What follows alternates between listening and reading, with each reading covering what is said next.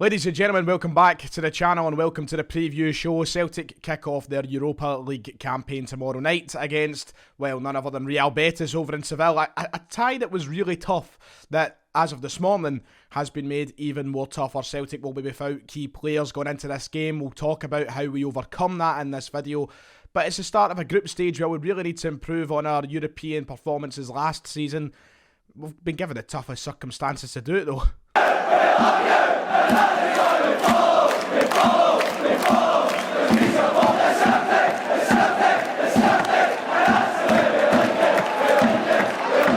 Before we go any further with the video, please make sure to check out the top line of the description to download the OneFootball app. OneFootball will give you everything you need to know for the Europa League campaign ahead of us and every other team in the Europa League if you want profiles, transfers, squad news, live scores, whatever you need in that place. So please make sure to check out the top line of the description. If you're using my link, you're helping out both me and the channel sponsor, so check that out. Also, very close now to 30,000 subscribers, less than 80 subscribers away. If you are new, please press that big red button. It means a lot, and hopefully we hit the 30k mark over the next week or so. So when the Europa League group stage draw was done a couple of weeks ago, we all knew it was going to be a tough ask for Celtic to go and be convincing in this group and get through this group in a convincing manner. We've been handed a tough hand. We have been Bayer Leverkusen, Ferencvaros, and the team we play tomorrow night, Real Betis. They were always going to be tough games. We're also starting the group away from home, which makes it a little bit tougher for the side to go out and get something that would maybe be a confidence booster heading into the remainder of the games. I would have liked to have started it at home, maybe start off with 3 points if we could get it, but it's been made all the more difficult having to travel to Spain.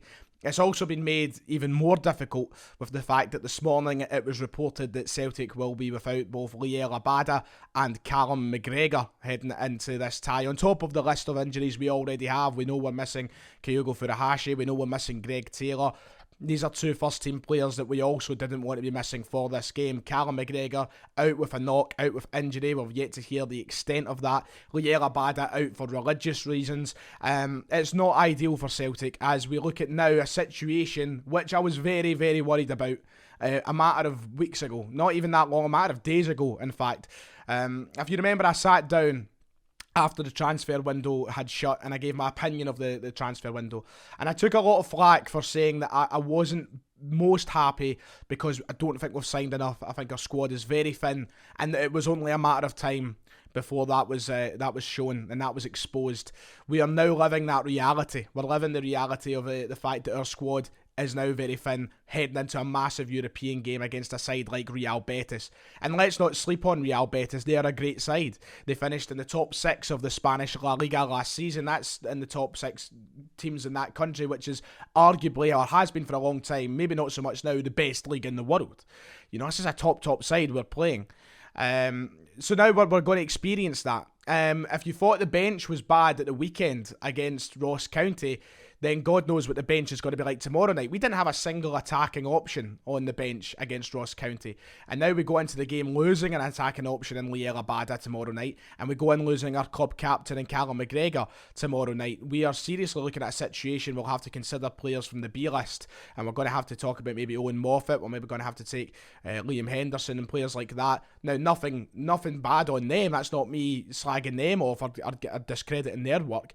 But we should not be in that situation. We simply didn't prepare ourselves to the extent we should have. We needed more players in that transfer window for a very, very thin squad. And when we get on to talking about our starting 11, that will be seen. The problem now is you're looking at a team that has to rely on the likes of Ismaila Soro, James McCarthy to come in and fill the boots of a brilliant Callum Mcgregor, someone who's been arguably our best player so far, one of the best players anyway, but without a shadow of a doubt. McGregor has fit into the captain's armband like a glove. He's fit into the system of Ange Postecoglou tremendously. He's been one of the key men so far, and I think he's been the real gem in the middle of the park. If you're talking about the 3 of them, I'd say he's been the best so far, and he's shown that on international duty as well. We've been waiting for this moment. He's been playing so much football. He's been so reliable. He's been getting worked to the very, very, very bitter end, and now we're going to miss him for what is a key match. And McCarthy and Soro, for as much as they may have positives, McCarthy's came in with the Premier League experience. He's someone who's played at an international level for a long time too. He's definitely a good footballer, and Soro, he certainly has positives and negatives to his game too. The main negative is they're 2 players who haven't really been bedded in to this system yet, and we're going to have to bed them in and throw them in at the deep end in a European away match, European away match, said European there, a European away match, which might be a big ask of two players who haven't seen a lot of football over the past few weeks. It also opens up the conversation about our front line and how prepared we were there in terms of bringing in wingers. James Forrest is apparently still out too, so you're now looking at a side. Mikey Johnson's just returned to training. Don't know if he'll be ready. You're looking at a front three. There's a lot of people who replied to my tweet today saying, I don't agree with you, I think it's just a case of we're unlucky with injuries. That's just an easy excuse. Football is full of injuries, and we should be prepared for that. We should be learning for that, because ultimately, even without these injuries, I still feel like we do lack depth.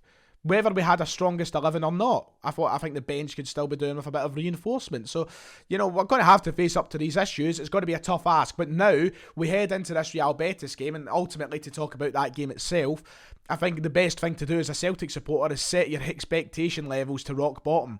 Don't get overconfident. Don't get overexcited. This was a game that I was sceptical of anyway. I think going into this Europa League group, I've been thinking to myself, home games is what matters. Let's try our best in the away games. Maybe try and fight for a couple of points. But I'm not going to hope for Celtic. I'm not going to expect Celtic to go and win away from home in Europe. It's never been a strong point in my lifetime anyway. The problem now is set the expectation even lower, because we're heading in with a side that is going to be so injured. We're heading in with players who've barely played football over the past few weeks. Players who still just came in through the door and trying to get used to the team against a strong Real Betis side. I think tomorrow, the thought of us walking away with anything would be extraordinary. I would be delighted if we walked away with a point. I'd be delighted if we walked away with 3. I'd be streaking if we walked away with 3 points. But I'd be delighted with any form of result, because right now I am setting my expectations level to rock bottom after that news today. And it's not that I want to be constantly negative, because I was certainly positive heading into this game before this news broke. I want Celtic to do well in the Europa League, of course I do, and I want us to do well away from home. But to expect the side, I think to expect Ange to come away with a result tomorrow night would be a lot of pressure that he doesn't need. Turn the focus onto the weekend and get a result on Sunday would be my suggestion, and focus on the home games after this in the Europa League, because it's a big ask tomorrow, a really big ask with this squad.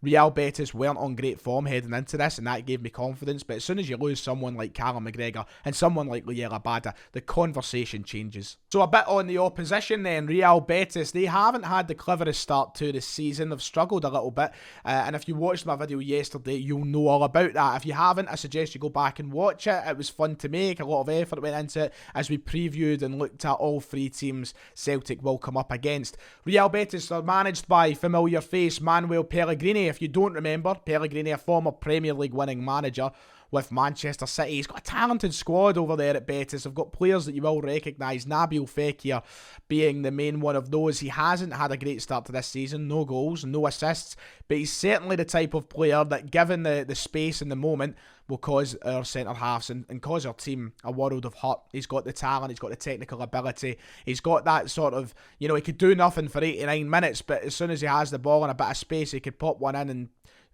next thing you know, you're 1-0 down. He certainly is a player to watch out tomorrow, and for as much as he's the mainstream name and the guy that you'll suddenly jump to, there is a reason for that, because he's shown at Lyon and his past club that he's good enough for that. He was almost there at Liverpool, the medical failed, he's now at Betis. He's still a magical football player, and he can make us really... we need to stand on our toes tomorrow. We really do. They currently sit 9th in La Liga after what, as I said, has been quite a poor start. Their only win so far came the other night against Granada, where it took them to the 90th minute to see the winner, Canales, who was rested in that game, came off the bench to score that winner. But it's their only win of the season thus far. It has been a tough start for them. They've played the likes of Real Madrid, but, it's for a team like Betis, who are in the Europa League, who finished 6th last season, and for a side as talented as they are, they'll be disappointed. But that's the thing, it's so typical, and I think you'll all agree with me when I say this, it's so typical of Celtic to draw these sort of teams when they are playing poorly, and somehow we manage to feel the wrath of them. They strike back against us. We are the ones that struggle against them. They might go out and they might draw with the likes of Cadiz and the likes of Mallorca, but as soon as it comes to Celtic, we can't do it because they magically turn up on that night in the heat of a European night, you know what I mean? So, yeah, I'm certainly still sceptical of saying, they're poor at the moment and we can beat them, especially with our sort of bare bones 11, but you know, they are in a poor place and we can maybe take that as an advantage. So this is the toughest part. What is Celtic's starting 11 tomorrow? Let's get into my prediction for that. Now, you know, this is very hard to predict. I think that there's certain routes that Ange can go down. There's certain players he might surprisingly bring into the squad. With these injuries that we now see of adding up, you know, just off the top of my head, Forrest, Abada, or he's not injured but he can't play, Abada, Mcgregor, Taylor, just to name a few, it does make it a bit difficult to try and predict where we'll be. So this is the 11 that I have went for that I think Ange Postecoglou will start tomorrow, and I'm not sure if it's going to be right, but we'll try and see how close I can get anyway. As I said, it's going to be a headache for him, never mind me. I feel bad for Ange being in this position, and he sounded in that interview today like he was just broken with the amount of problems he's got to deal with at the minute, both on and off the park. But that's Celtic for you. So Joe Hart, I think, will be in goals. Most likely Joe Hart might actually captain the side tomorrow. I can't think of anybody else who would take the armband tomorrow. So Joe Hart in goals. Back four, Anthony Ralston will return, apparently. He is available to be picked. So I think Ralston will start at the right back position with the centre-half partnership of Carl Starfelt and Cameron Carter-Vickers. And we might see once more Josip Juranovic head over to the left-hand side like he did against Rangers at Ibrox. Now, Montgomery could play at the left back position, but we'll come on to him in a moment. I think he might be played further up the park. So I think Juranovic will start on the left. I think Ralston will start on the right. We don't have a lot of options. That's what I mean. We're so thin. And let's be honest, when I lay out this whole 11, you'll be thinking to yourself, Christ, maybe he's right. The middle three, I think McCarthy will come in for McGregor and he'll sit a bit deeper than the other two. We do have the option of Sorrow, but if I was to choose, I would be choosing McCarthy at the moment. I think Sorrow's looked a bit dodgy recently. I know McCarthy hasn't played a hell of a lot of football, but I would get him in there. So I'm going to go McCarthy, Turnbull and Rogic as the middle three for Celtic. McGregor's going to be such a big miss, isn't he? It's going to be tough to get over that one. And then the front three, I've gone for Jota on the right-hand side. Now, I know he's a left winger, and there's not really been too much to suggest that he can play on the right, but without Forrest and without Abada, what else do we do? Because I think Adam Montgomery will play over on the left-hand side. Because, yeah, apart from Jota, Johnson might not be ready to play yet. Who else do we really have? So I think Montgomery will start on the left, and I think Jota will start on the right. We might see them switch wings from time to time to see how that goes. And up front, I'm going for Albion Ayeti because it's going to be Ayeti. Giacomakis still isn't ready. Kyogo, of course, is still injured. It's going to be Ayeti up front tomorrow, and we're lucky he's not hurt, to be quite honest. If it was him, I would have been fearing for it. But that's the team that I think, and you look at that and you go, going into your first European group stage match of the season, that's the situation we're in. Yes, to an extent, injuries are unlucky, they are, but we still have such a thin squad, and we still need to do so much more in transfer windows, I think, before we can have a real shot at things and a real confidence behind this. But that's the 11 I'm going for. As for score prediction, I don't even want to give one. I want to be optimistic and say, I think we can go and pinch a draw, but I'm going to do a rare Celtic loss prediction. I'm going to say 2-1 to Real Betis, and to be honest, as long as we can keep that scoreline tight, I'll probably be content with what happens tomorrow. So we'll wait and see.